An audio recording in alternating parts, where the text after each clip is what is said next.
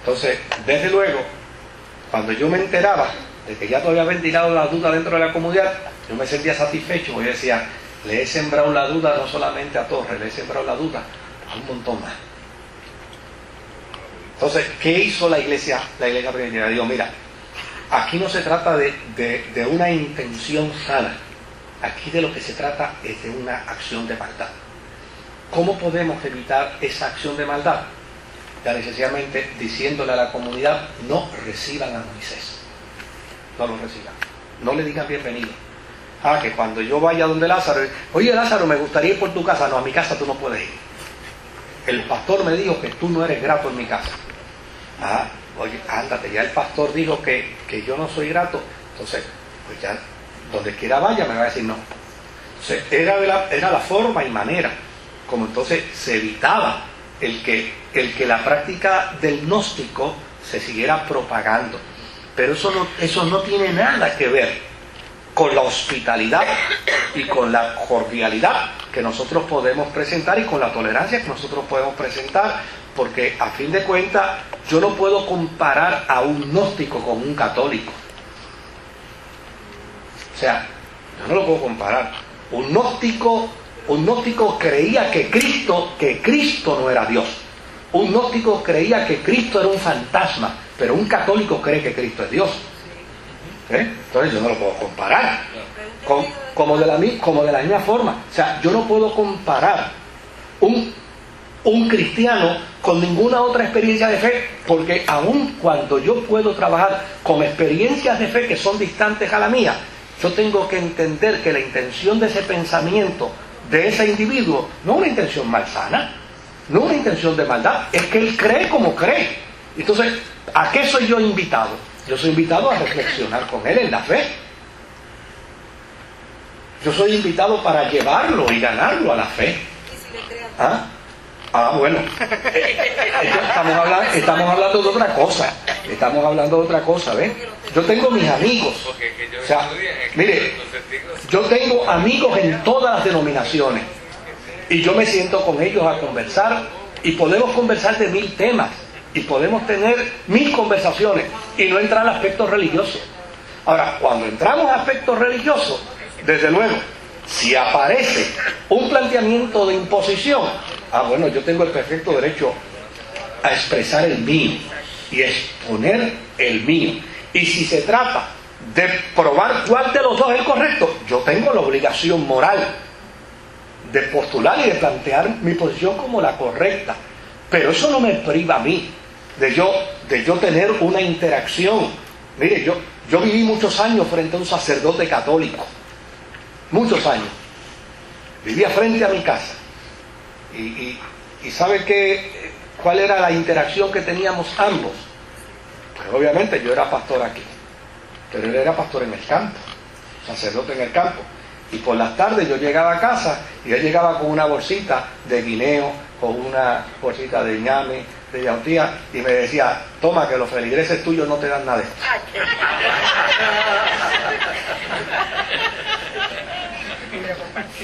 Y compartía conmigo. Y nos sentábamos y conversábamos. Y dialogábamos.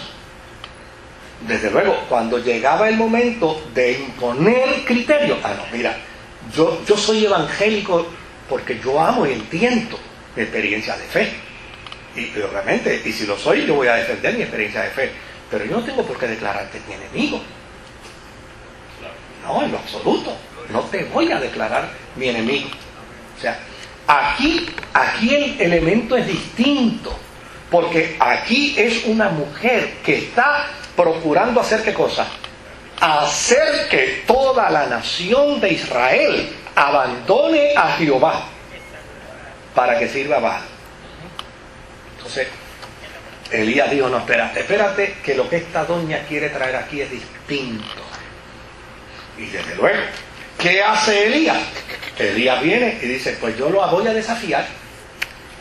Primero desafié a quién, acá, y le probé que aquí llueve cuando yo diga, porque el Dios de esta tierra está a favor mío. Ahora yo voy a desafiar a esta doña, que me traiga los 450 profetas que tiene aquí. y vamos a ver cuál es el Dios que lanza candela para acá abajo. Y cuando usted lee la historia, usted dice, wow, esto es una historia muy desafiante. Oye, pero de lo que se trata es de la vida de la nación. Y de hecho la postura de Elías es una postura morbosa, de burla. Y yo no, gracias a Dios que yo no estaba allí, yo no hubiera querido estar allí. Porque la Biblia dice que Elías agarró el cuchillo y él mismo con sus propias manos, no fue que lo mandó, él mismo con sus propias manos degolló a los 450 profetas. O sea, a todos. O sea, y volvamos de nuevo, no caigamos en la trampa de pretender explicar eso. Esta es la saga de una nación, donde entienden que aquí se debate la vida de la nación y de su fe en Dios, y ellos van a hacer lo que entiendan. Y el historiador lo va a explicar de acuerdo a qué, de acuerdo al contexto y del entendimiento que se tiene en ese momento. No tratemos de explicar eso, porque no hay manera de explicarlo. Es la forma, como ellos entienden. Y mire, y hasta el día de hoy, la nación de Israel se quita el sombrero frente al nombre de Elías. Porque la nación de Israel sabe que si hoy existe esa nación, Elías jugó un papel fundamental en ella. ¿Ve? Entonces, claro, doña Jezabel sigue con su agenda y sigue con su plan y sigue con su propósito. Después que muere Acab, entonces ella viene y empieza a coquetear con sus hijos para que de esta forma sus hijos sigan imponiendo el culto a Baal, a tal punto que llega un momento en que llana y sencillamente los profetas van y buscan al general del ejército de Israel, llamado Jehú. ¿Y qué hacen? Lo ungen como rey. Y lo declararon para que él fuera el rey de Israel. Sucedió lo mismo que Samuel con David. Israel tenía rey, pero ellos fueron como profetas y dijeron, nosotros te declaramos a ti porque tú serás el rey de esta nación. Y desde luego, Jehú inmediatamente entra en ese proceso.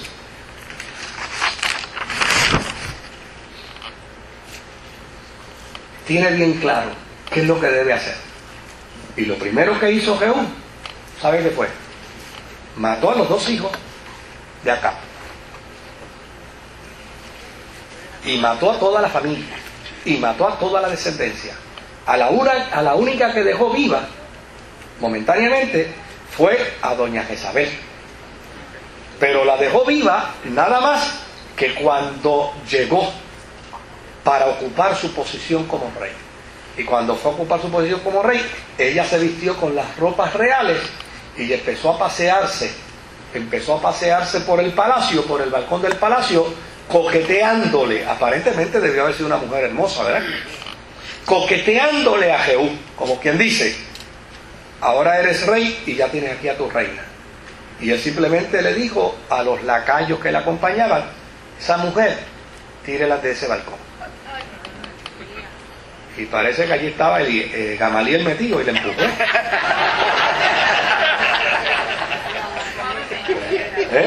Y le empujó y la tiró. Y fíjense qué dato interesante, porque la intención del autor de la historia, es decir, los profetas, cuando profetizaban, lo que profetizaban se cumplía.